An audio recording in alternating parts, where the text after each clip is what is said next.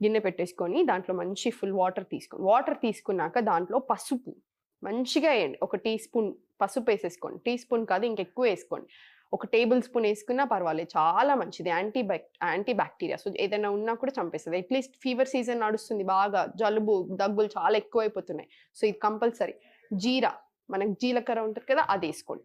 వాము, నేను ఓమా అంటాను. మీరు అది కూడా ఏసుకోవాలి. కొంచెం పెప్పర్ ఏసుకోండి. పెప్పర్ మంచిగానే ఇంత కొన్ని తీసుకొని దాంట్లో ఏసేసుకోండి. ఫ్రెష్ తులసాకులు తీసేసుకొని తులసాకులేసుకోండి. అల్లం మంచి చిన్నగా గ్రేట్ చేసుకొని, చిన్నగా కట్ చేసుకొని అది కూడా ఏసేసుకోండి. మంచి ముక్క, ఒక పెద్ద ముక్కనే తీసుకోండి.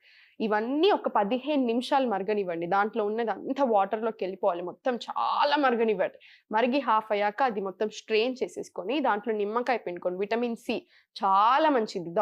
దగ్గు, జలుబు రాకుండా చూస్తది. వచ్చినా కూడా చాలా మంచిగుంటది. దాంట్లో కొంచెం తేనె కలిపేసుకొని స్లోగా తాగండి. టేస్ట్ చాలా అంటే చాలా బావుంటది. హెల్త్‌కి కూడా చాలా మంచిది. డైజెషన్ కూడా చాలా బావుతది. ఇది తీసుకున్నాక మనకి